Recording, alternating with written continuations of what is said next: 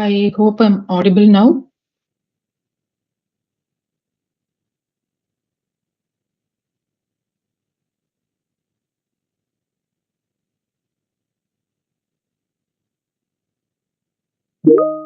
Yes, you are right. Yeah, thank you, sir.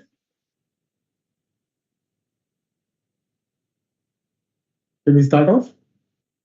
Yeah, sure. We'll start now. Yeah, I'll just start the opening remarks. Okay.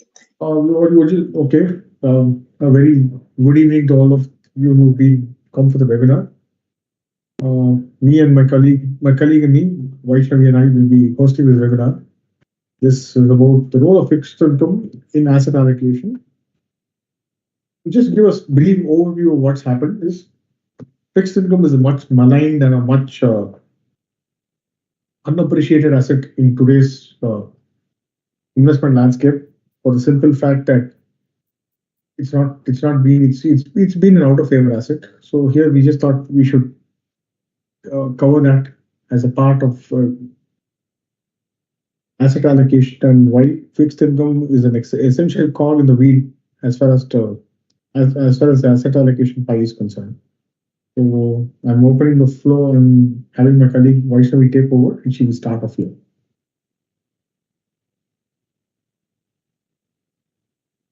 Thank you, sir. Good evening, everyone. So in recent years, especially last year, we've seen shifts in interest rates, inflation dynamics, and global economic growth that have significantly impacted traditional investment approaches. So the question today is, how do we integrate fixed income into our asset allocation strategy moving forward? So let's dive into this webinar. And today, at this juncture, it's crucial to recognize that how we think about investing shapes the decisions we make, sometimes more than the market themselves.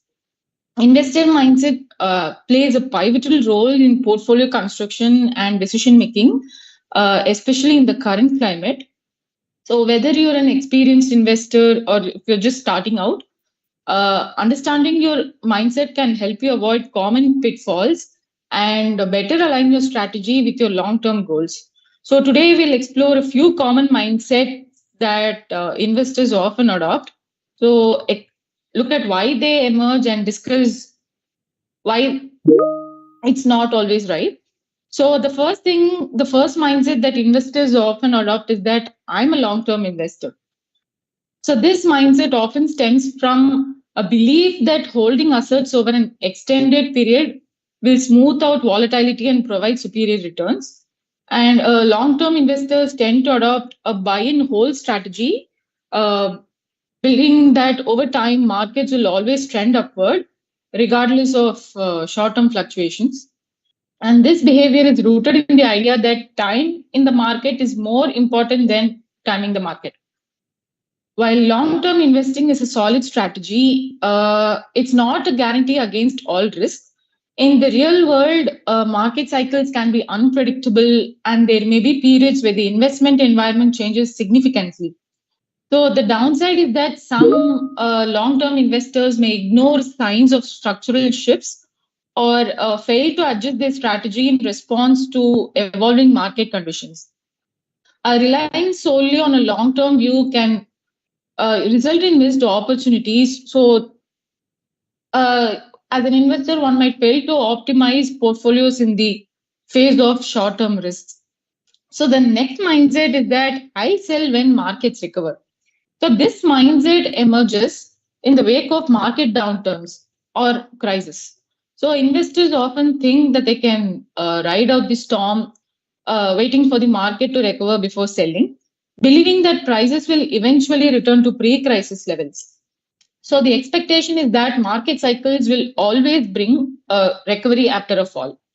So timing the recovery is very difficult.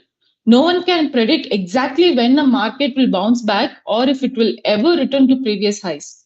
So in fact, waiting for a recovery may lead to missing out on potential gains in the meantime, especially if recovery takes longer than anticipated or shifts in the market permanently. alter asset values. Additionally, investors may hold on to underperforming assets for too long, tying up capital that could be more effectively allocated elsewhere. So the next mindset investors often have is that why would I need safe investments? So this kind of mindset often comes from a belief that riskier assets will deliver higher returns, making them the primary focus of a portfolio. So investors with this outlook might view safe investments like government bonds or other low risk assets as unnecessary or even a waste of potential returns. So ignoring the role of safe investments in a diversified portfolio can lead to significant risk exposure, especially during times of market turbulence. So safe assets serve as a buffer in volatile periods. So they help in protecting capital and also reduce the overall risk of the portfolio. So without safe investments, investors might experience greater emotional and financial strain when the market turns against them, making it harder to recover from losses. Additionally, in times of rising interest rates or inflation, risky assets might underperform, highlighting the need for balance.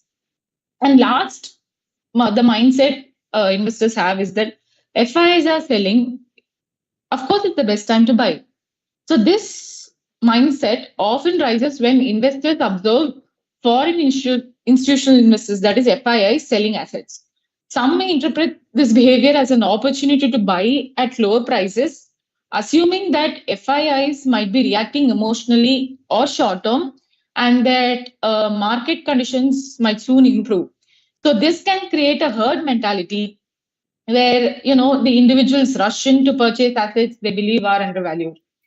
So while FIIs may be selling for reasons unrelated to the long-term value of an asset, it's important to understand that they have access to extensive resources, research, and expertise.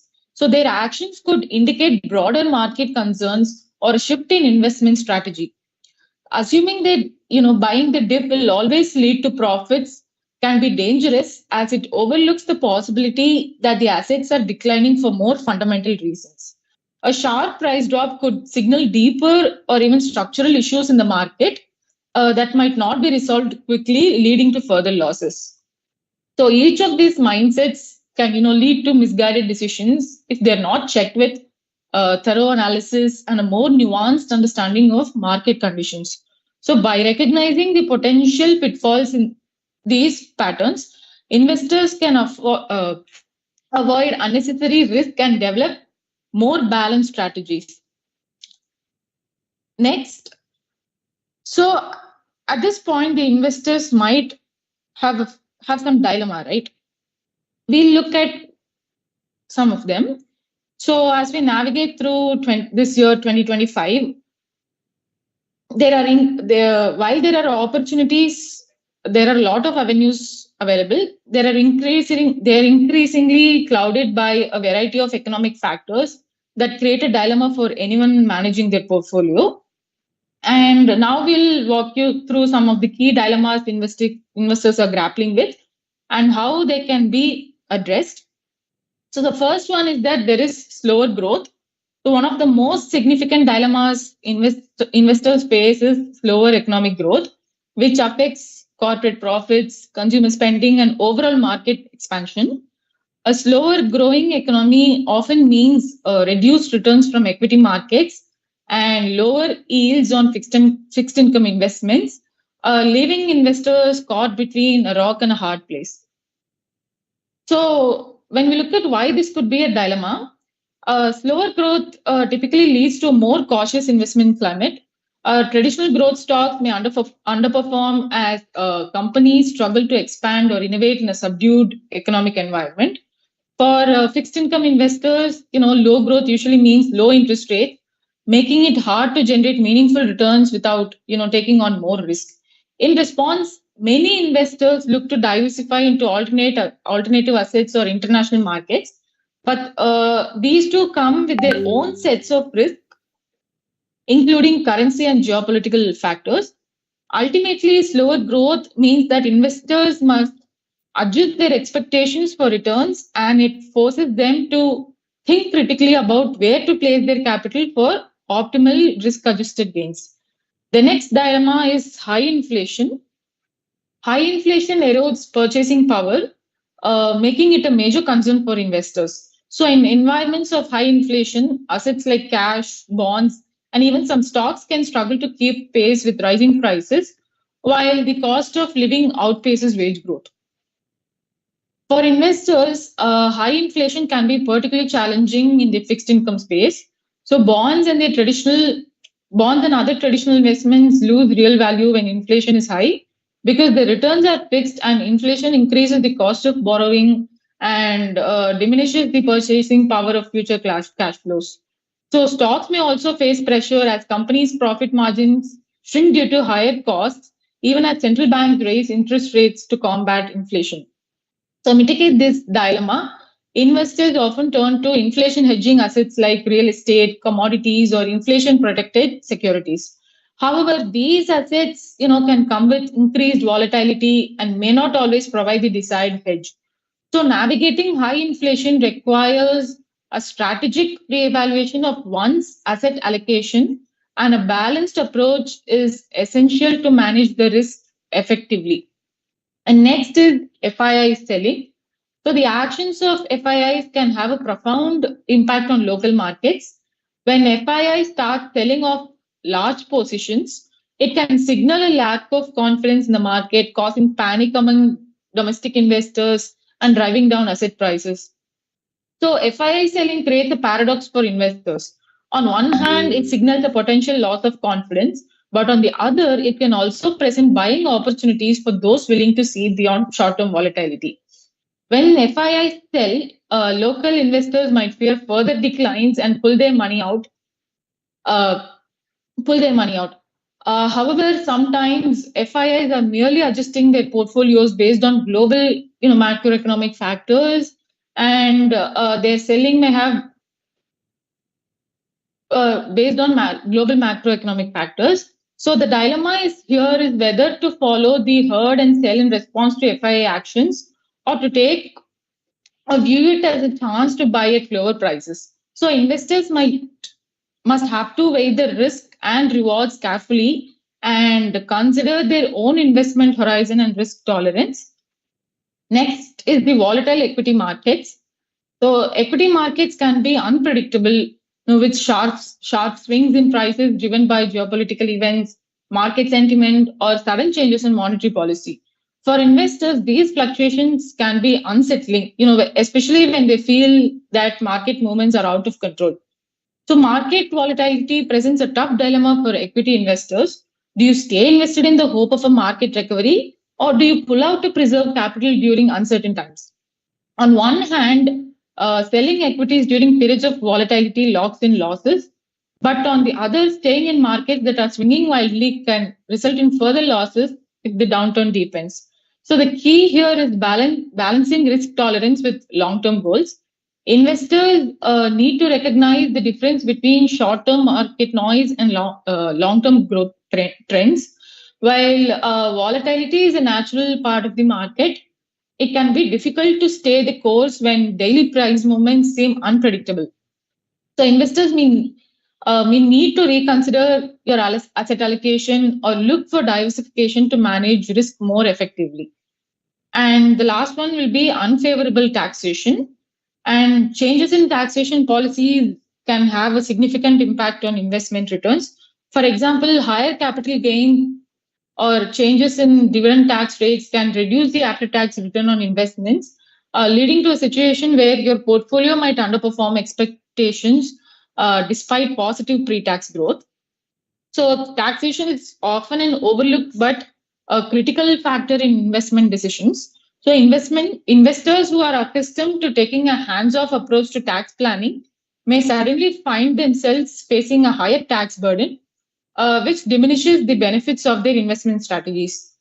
And higher taxes could also prompt investors to rethink their asset allocation, particularly in advantaged accounts, or explore tax efficient investment vehicles, or tax deferred retirement accounts. So, however, tax avoidance strategies can come with risks of their own, including unforeseen tax liabilities. So investors must balance the desire for tax efficiency with need for liquidity, growth, and risk management.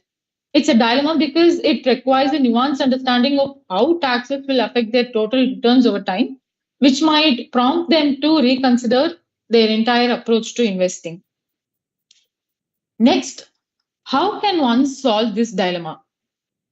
So, as investors, we know that the challenges we face are often complex, but the good news is that there are strategies to help mitigate these dilemmas and navigate the uncertainty of today's market. Understanding how to adjust our approach based on evolving conditions can be quite a game changer. So, when we look at it, usually, we can look at changing our mindset. So, the first thing that could be the short term matters too. While long term investing is often emphasized, the short term environment also plays a crucial role in shaping returns. So, ignoring short term factors like market cycles, interest rate changes, or economic trends can expose your portfolio to unnecessary risk. Investors need to strike a balance between long term growth and short term risk.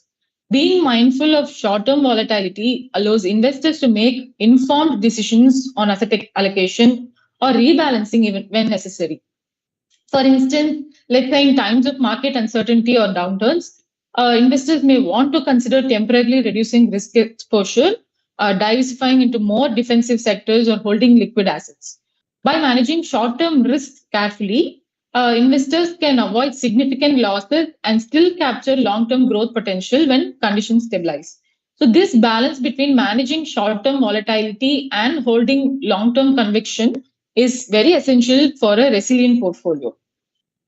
The next thing could be, what if markets take time to recover? So one common dilemma is whether to stay invested in markets that are in decline or to sell and wait for recovery. Investors often expect quick rebounds, but history shows that some markets take longer to recover than others. To address this dilemma, it's essential, for investors to adjust their expectations and accept that some recoveries take time, sometimes months or weeks or years. Instead of focusing on trying to time the market, one should consider maintaining a diversified portfolio that aligns with your risk tolerance and time horizon. A strategy like cost averaging, where you invest consistently over a period of time, regardless of market condition, can help smooth out the impact of market volatility. Furthermore, having a clear understanding of your goals and financial needs during the period of uncertainty allows you to make decisions that are not overly driven by short term market movements but by long term objectives. The next could be hedging against uncertainty by using asset allocation. Asset allocation is one of the most powerful tools investors can use to mitigate risks in uncertain times. And it involves diversifying your investments across different asset classes, could be stocks, bonds, real estate, commodities, and more, to ensure that your portfolio is not overly reliant on one source of risk or return. A well constructed asset allocation strategy helps balance potential rewards with risks. For example, if equities are highly volatile, bonds or other safer assets can provide stability. Further, in times of high inflation or economic slowdown, real assets like gold or inflation protected securities may offer protection. Regularly reviewing and adjusting your allocation to match your changing risk tolerance and market look is very crucial. And the last one would be to pace your investment strategy. Pacing your investment strategy is all about adjusting the speed at which you deploy your capital based on market conditions, personal goals, and your financial situation. And in volatile environments, it's quite easy to become overly eager or overly cautious, which can lead to poor investment decisions. So, to pace your strategy effectively, we can consider spreading out your investments over time, especially in periods of market volatility. Instead of making random lump sum investments now and then, a combination of SIPs and lump sum both done in a consistent manner can actually reduce the risk of participating in the market at an unfavorable time. Additionally, phasing your investments also means regularly reassessing your portfolio based on your evolving goals, risk appetite, and market outlook. For example, if you're nearing retirement, you might choose to shift towards more conservative investments, while someone with a longer time horizon could afford to take on more risk. In this way, pacing allows you to adjust dynamically to changing market conditions without sacrificing long term performance. Um, Over to you, sir.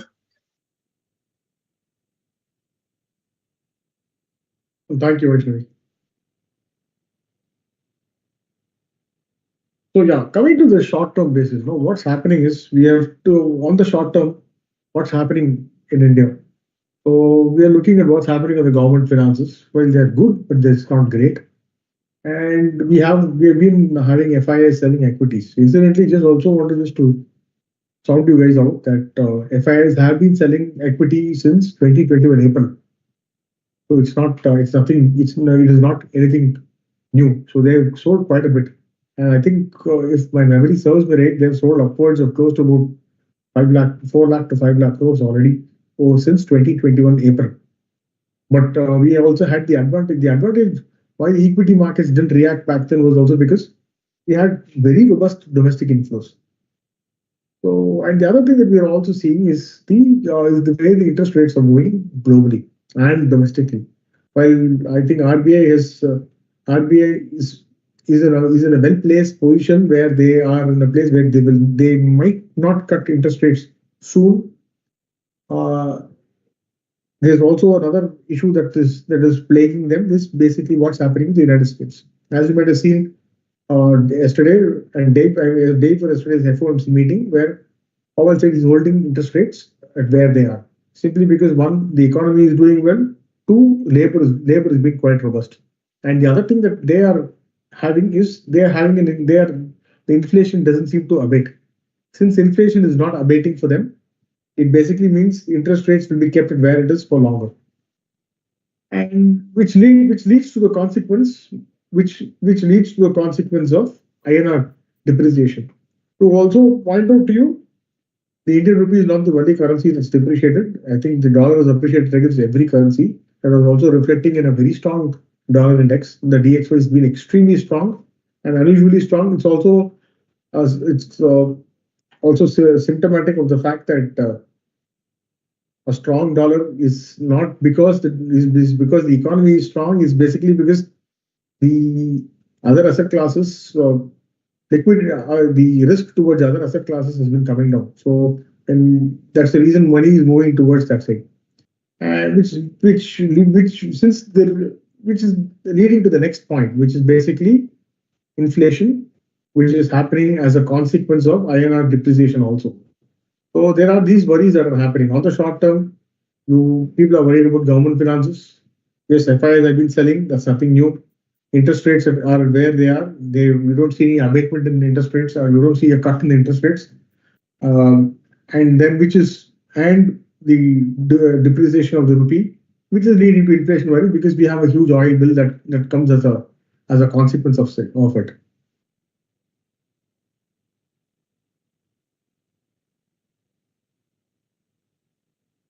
So once again, Vaishnavi, I've just lost the presentation. Can you go back to the old slide?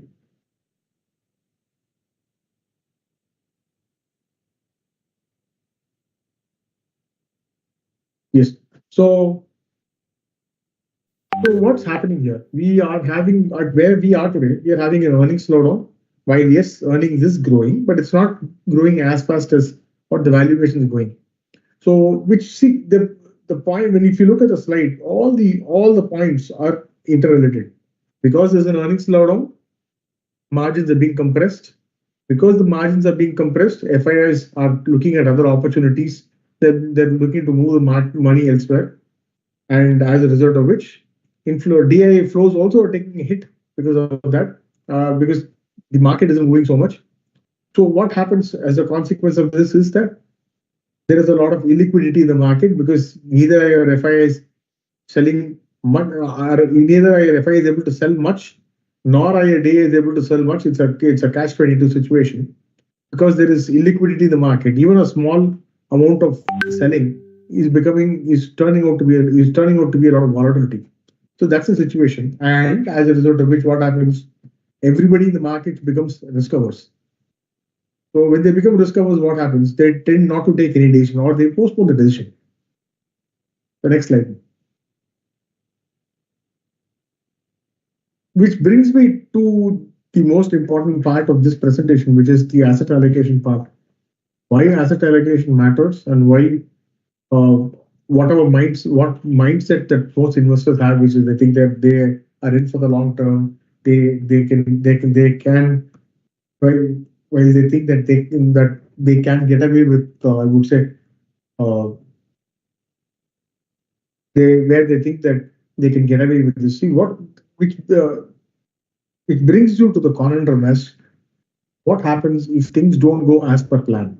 So that's the reason the asset allocation component is very important. Next slide, please. So this brings me to the point of correlation. Okay, just to tell you mathematically and statistically what correlation is the linkage between two assets, point A and point B. So how they are correlated. So if you were to look at the chart here, let me just point out to the chart. If you were to if you look at it, Nifty 50's correlation is perfectly correlated, which means the asset is in sync. Nifty 50 is complete sync with Nifty 50. And if you were to look on the opposite side, you will also see what's happening with and vis-a-vis the other assets. So what happens is why debt should be a good place at this point in time is in a falling market, a short-term debt allocation has a very little uh, correlation towards the equity market. So also to point out to you, the same short-term debt also has a very low correlation to all the asset class, which is basically it has a very low correlation to equity. It has a very low correlation to gold and to the ACWI also. So that's the reason we at ITOT keep insisting that you should have some allocation of debt at all points in time, simply because one, it acts as a hedge against all the other volatility bits, and it's also a good idea to be there. Next slide, please. This brings me to this point of VIX as to what is happening on the VIX side. VIX is a measure of volatility on the index.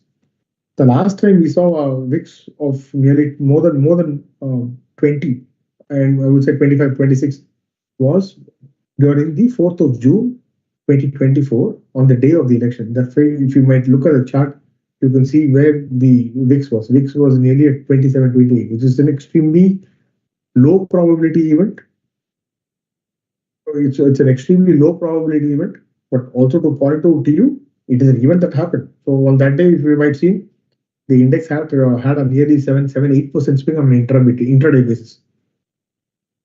And after that, if you were to see now what's happening is we are slowly seeing that the volatility is going up.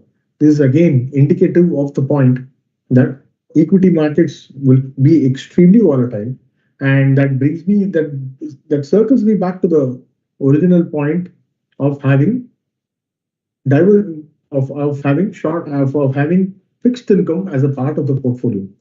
We at I thought have been extremely vocal about having while it is nice, while I would say it is nice to have a I would say a very well performing asset, but we also have to understand even any well performing asset, say for example equity for that matter, will have bouts of volatility like what you're seeing now. This kind of volatility is something that people have not seen in a long time, and post COVID, I think we have also gotten a bit complacent to the fact that this kind of volatility is temporary. And what happens is when this kind of volatility is temporary, what do people think? They are lulled into complacency.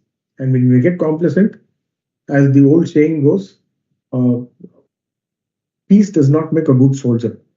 So that is the reason we think that at this point in time, having allocation towards shorter term debt and having allocation towards having fixed income as a part, considering fixed income as a part of your portfolio is most essential. Yes. So you want to take this, right?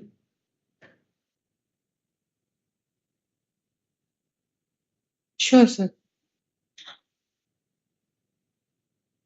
And when we look at investment choices in fixed income, especially in debt, uh, we can look at money market instruments, credit risk, short-term debt, long-term debt, uh, precious metals and floaters as One a second, Vaishnavi. I'm preferable sorry. areas of investment. Vaishnavi, I'll take this one. Sorry, my bad. Okay. So, what are your investment choices for fixed income are? Okay. So basically, we have the kind of debt options that are available to you are money market, short term, long term, and floater, and credit risk. So at this point in time, I think it would be you go into money market if you are looking at something on a on a very short basis, that's something that is much lesser than where the tenor is less than a year. So you look at the ideas of money market to be deploying there. The yields today are quite reasonable.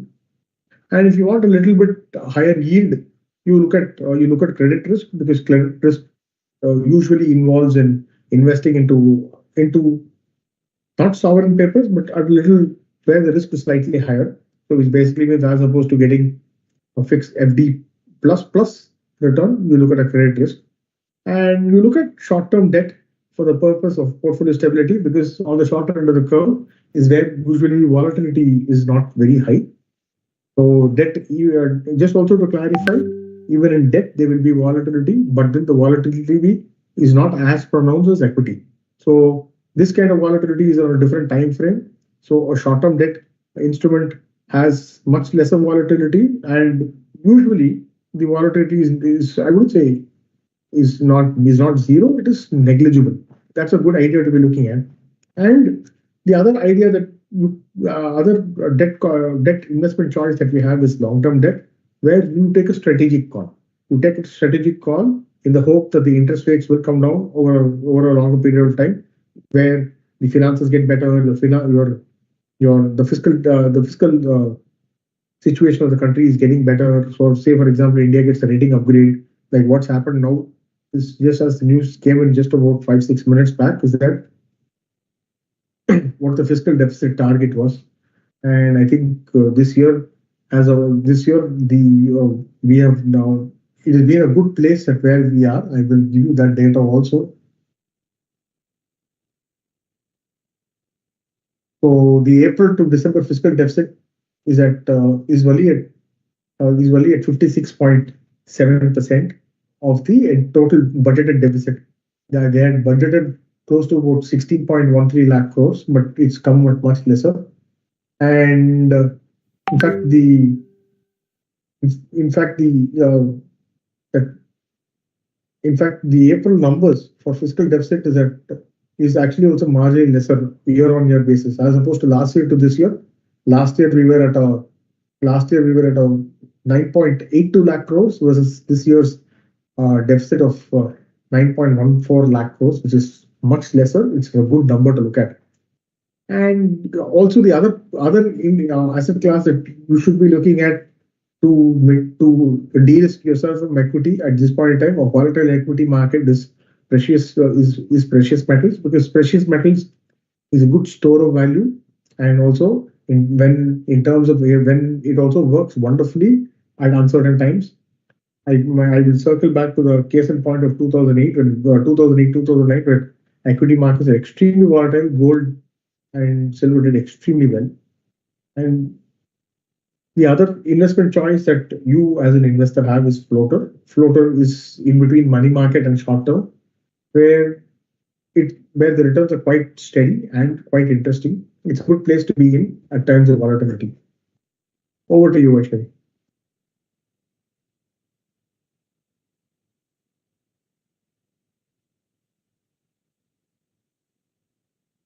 Your so so the framework is, when it comes to the framework.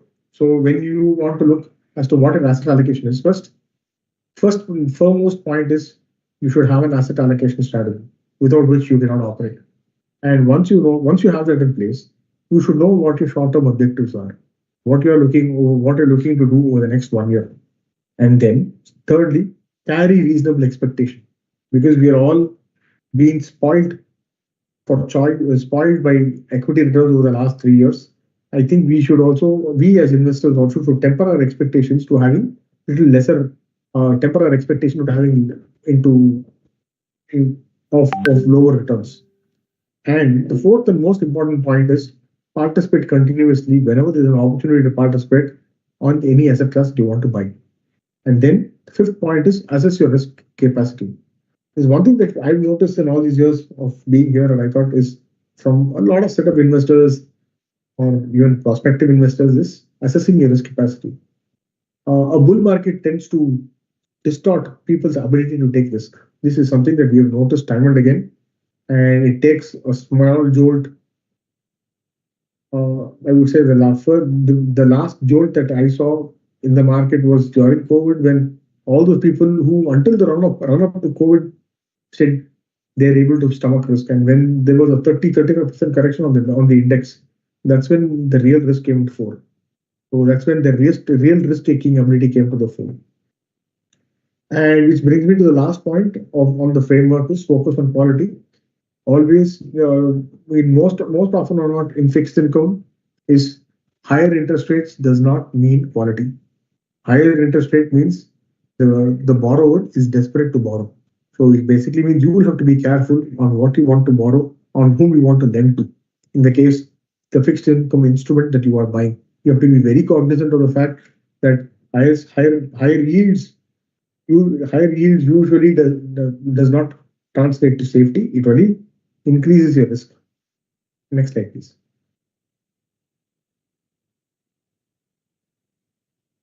Vaishnavi, you take this slide, please.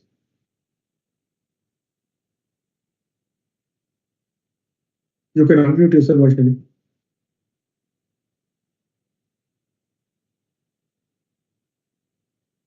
Am I audible now? Yes, you are. Thank you.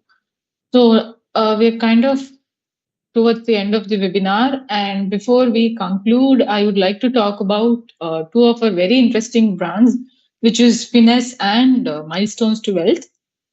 So Finesse is a brand of ours focusing mainly on fixed income, and on there we do monthly outlooks, webinars, and when you look at monthly outlooks, we have a fixed income outlook that rolls out every month, and these outlooks help you spot, opportunities, and you can use this as an info to plan your moves for the month ahead. It's an easy way to stay on top of what's affecting your investments, and we also have webinars every month. So Finesse hosts monthly webinars where we talk about the latest trends in fixed income. So we cover, things like interest rates, market changes, and asset allocation strategies. So whether you are new or experienced, there is always something to learn. It's a great way to stay updated and connect with other, fixed income investors. And when you come to product selection, so as investors, a lot of people might be lost as to what kind of investment do I select? Do I go for this? Do I go for that? And in that regard, we help you select the best fixed income product, and we also provide investment reviews where we review your portfolios and to make sure they're still working for you. So these reviews look at how your fixed income investments are performing, and if anything needs to change. So if something's off track, we give you suggestions to get back on course. It's a good way to make sure your investments are still aligned with your goals. You'll always know where you stand and what adjustments to make. And when it comes to portfolio construction, so we help you build a portfolio that matches your income goals and risk tolerance. We mix different types of debt instruments and to keep things balanced. The idea is to get steady returns while also keeping risks low. We Infinite, we also adjust your portfolio as things change in the market. It's all about making sure your investments keep working for you over time. And next, when we come to milestones to wealth, so milestones to wealth is uh, where we help you reach from wherever you are to the milestone of 1 crore, milestone of 1 crore, and it's a very handheld process where we prepare you for your future investments and explaining what goes on in the market with respect to volatility and everything, and it's a very handheld process.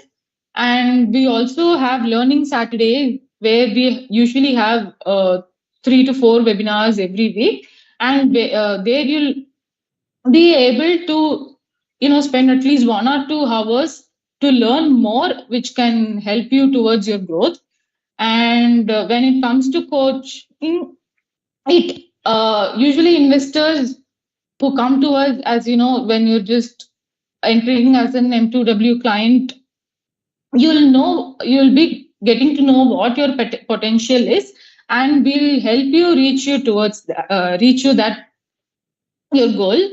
And the measure is that in milestones to wealth, we have a set of milestones that an investors want to cross. It will starting small to 1 crore rupees.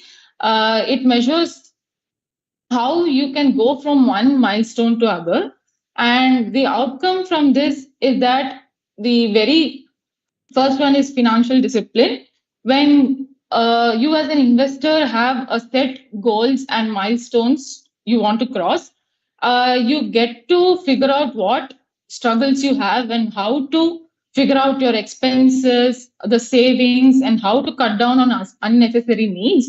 And further, when also the setting milestones that you want to achieve instills the growth mindset in you. So when you keep targeting towards bigger milestones, you automatically become focused on securing the growth rather than reacting to short term fluctuations. And the next is investment conviction. When when you as an investor have a set of goals you want to reach, and you are very consistent in that, over time you develop a conviction that makes it easier to climb up the ladder towards the goal of 1 crore. And when it comes to wealth map, we provide you a structure of how to figure out your finances, be it insurance, loans, or your even taxes, and how you can structure your investments in such a way that you can cross each milestone. And scalability is all about scaling up, especially in SIP. For example, if you're starting out with 2,000 rupees a month as SIP, it would be about reaching a 10,000 a month SIP or 20,000 a month SIP. And over time, it grows bigger, and it also helps you reach your goals. And we are at the end. If you have any questions, please do ask us.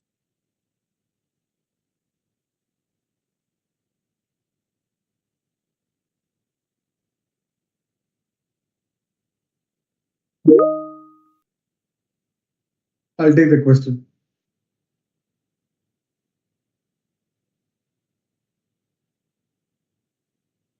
Yes, I'll take this question. Is there any product to hedge the debt instrument, to hedge the debt instruments like in equity?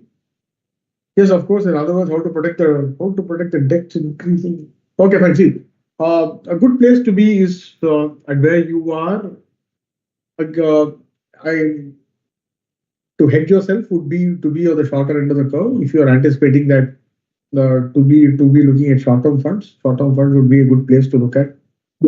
simply because what happens in an increasing interest rate cycle, short-term funds are oriented towards shorter end of the cycle. So volatility on the shorter end of the cycle is much lower. So that being said,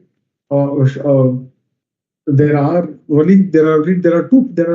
two ideas that won't work in an interest rate cycle, in an increasing interest rate cycle. One would be the longer term debt, and another would be the credit risk. Outside of which, on a case to case basis, I think it would be, if you want to engage with one of our product specialists, I'll be more than happy to put you on to them. So on the to answer your question, yes, there are products, and there are a lot of products where you are protected against an increasing interest rate cycle. Yes. So where do liquid funds? Liquid funds fit into the part of the money market cycle. So usually liquid slash, that's why it's called as liquid slash money market. So it would be on the shorter end of the curve. It's an essential cog in the wheel simply because liquid funds are least volatile, followed by liquid funds are are volatile, followed by the short-term funds, and that on this model, I think it would be fair if you're seeing a lot of uncertainty, liquid funds is the best place to be in. And the next question that I have is 12% yielding secured NCD safe. I'll just tell this to you. I'm not sure if you might know this. In 2018, there was this company called there was a triple A rated. I forgot the name of the company. It was a triple A rated secured NCD that was issued. Company went bust. So secured, if it means secured, doesn't mean that the money is going to come back immediately. It basically means it will go to the court, and from the court, when the bankruptcy court decides when to demarcate the assets, that's when the issue will happen. So it's not going to happen anytime soon. So 12% yielding secured NCD, it doesn't mean it's necessarily safe. It just means the asset is secured, and that when the bankruptcy happens, okay, when the bankruptcy proceedings are when the bankruptcy proceedings are in process and completed, after then you will get the assets back. I'm going to get in touch with you.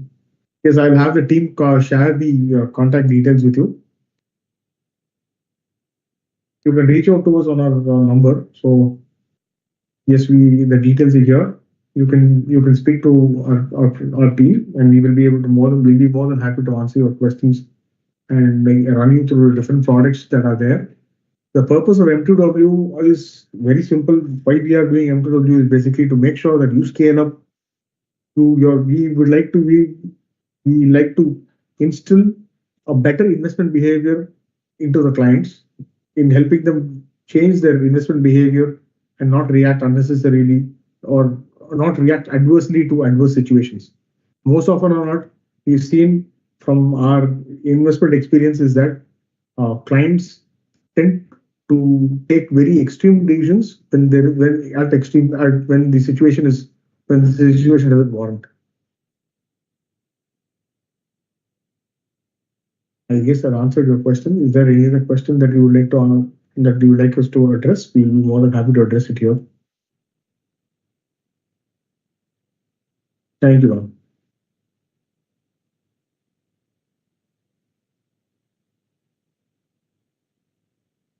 So we are available on these coordinates. You can reach out to us. We would love to hear from you. I would love to take your queries, address your queries, help you grow your money, and help you grow your money in a manner that where you are at peace.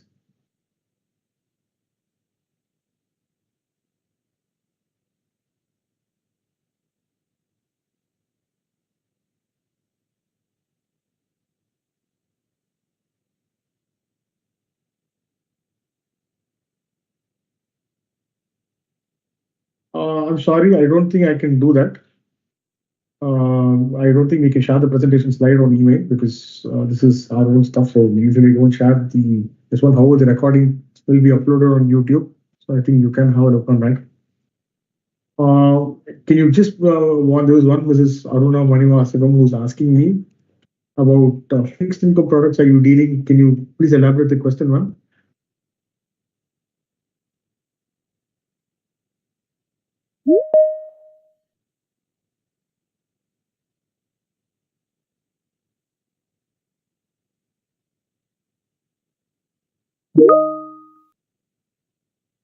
So what kind of fixed income products? It includes usually fixed income products that we like, we like, that we deal with are yes, YouTube address also I will give, we'll put it on the YouTube. Yes.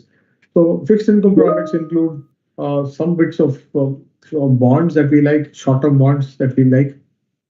There are a few short-term bonds. A lot of them are mutual funds, simply because mutual funds offer you the advantage of normalizing risk, since since it also helps in, no, since the risk is normalized. It basically means you're trying to deal uh, with a counterparty. Basically, meaning when you want to sell a fixed income product to somebody, when you want to sell it back, a mutual fund helps.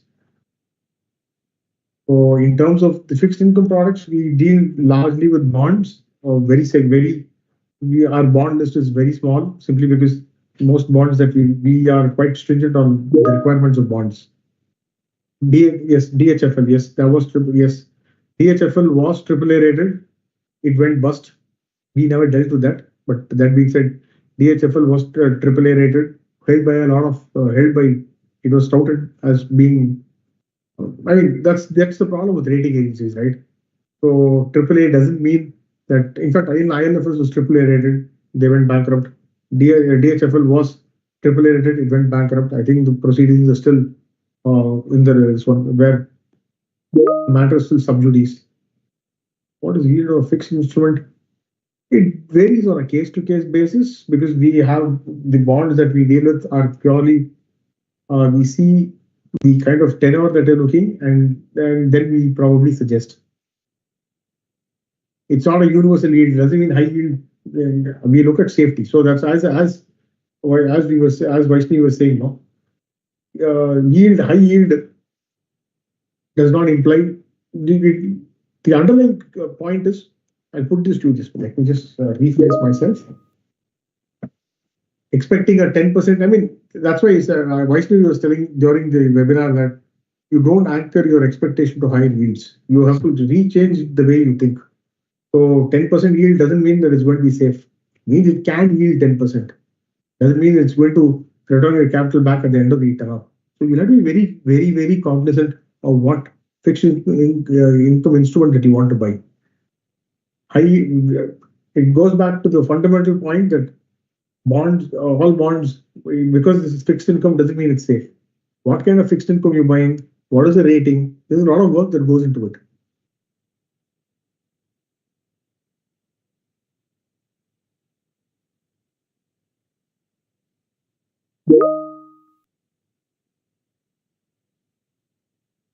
Small finance banks for a reason, because they are not a full-fledged bank. So which basically means they don't come into the RBI's full-fledged norms of of the secured fixed deposit.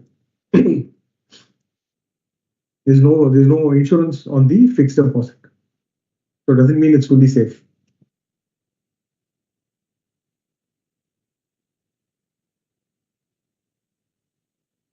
I'll also point out to you, there was Shapoorji Pallonji, which was supposed to be a so-called marquee name that was available at 18% yields some time back.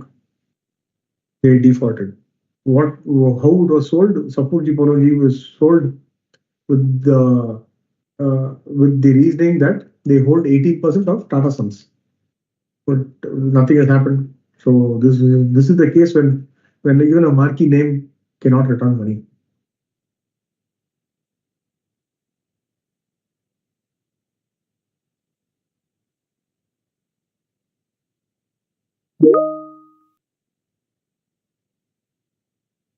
What's safe for where you are right now? Sticking to a mutual fund is not a bad idea. If you have a slightly higher term, higher risk, probably a short-term bond. That too, you have to verify the veracity of the issuer.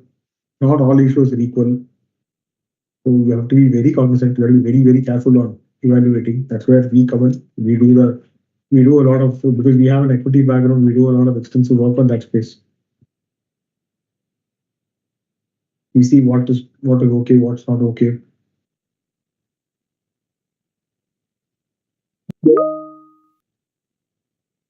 Corporate fixed deposits, again, ma'am, it depends on the company. Not all are equal, so you have to be careful. Just also to point out, there was one point in time when Hawkins, the pressure cooker company, had defaulted on the fixed deposit. It was quite a while back. So it doesn't mean corporate fixed deposit is safe. I'm coming to that point again.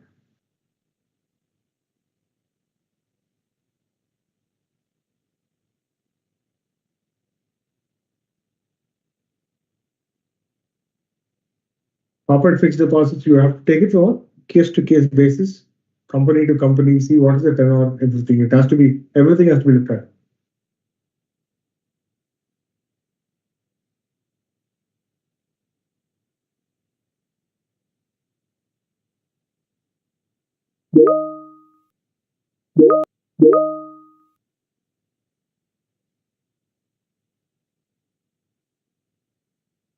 What MF gives,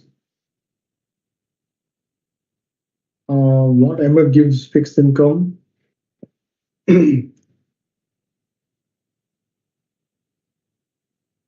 All there, every mutual fund house has a fixed income desk man. They have a fixed income as in, it's called fixed income basically. Every mutual fund, yes, every mutual fund has a fixed income desk. So ICICI, Birla, Axis, HDFC, Bandhan, they all have a fixed income. They have a very robust fixed income portfolio. Everybody has it. Does your instruments beat inflation? Um, uh, can you please elaborate on that question, sir?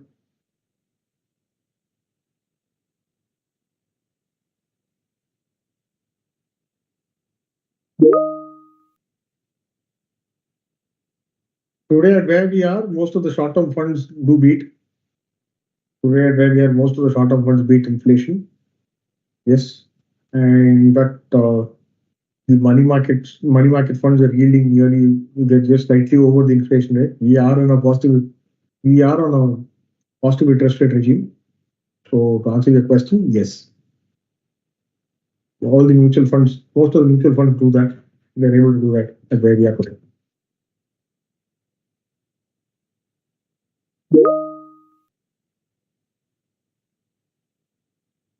Fixed income debts of mutual fund is liquid fund. I'm sorry, I don't understand the question.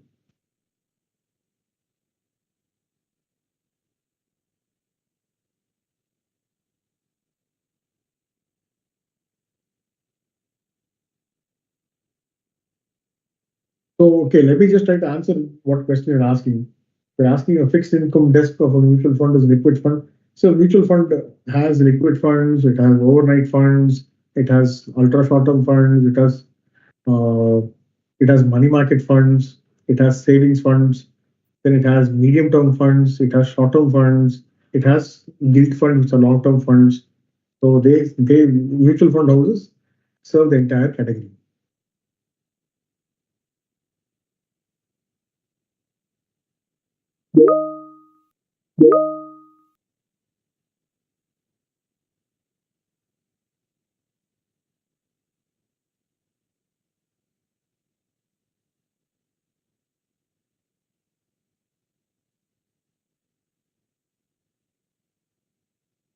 Okay, post office time deposit is yielding 7.7, which is how negative. Yes, it does.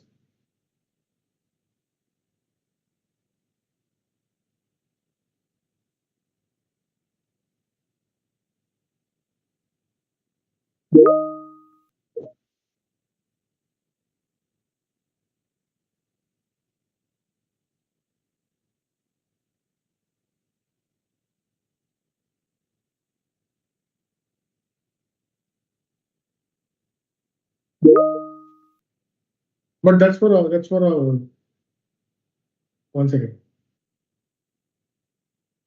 No, no, my sir, just to Mr. Dinesh, just to tell you, the AI will get in touch with you. My people will, I mean, once it passes from the communication team, somebody will pass on the contact to us. We will get in touch with you on that. So, but a 7.7%, I think you're looking at a, I mean, it's a 5-year deposit. Am I right?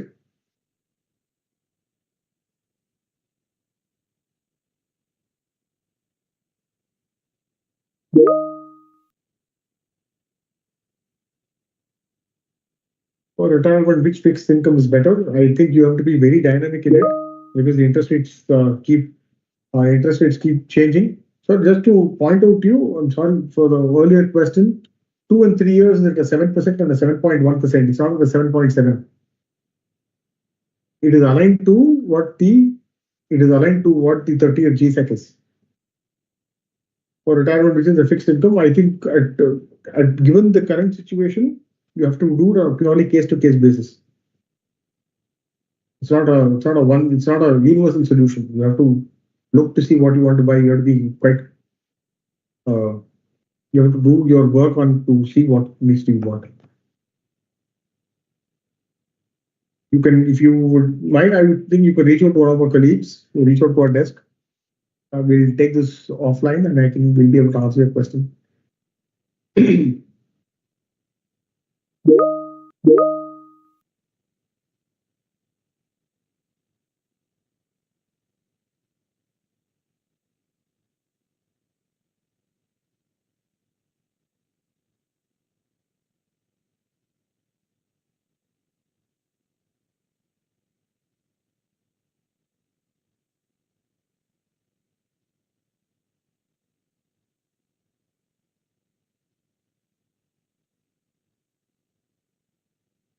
If I suppose there are no further questions, there's another webinar that needs to be run, so we'll sign off. And if you have questions, you can reach out to our communication team. They will speak. They will get in touch with you, and my sales team will be able to get in touch with you and answer all your queries.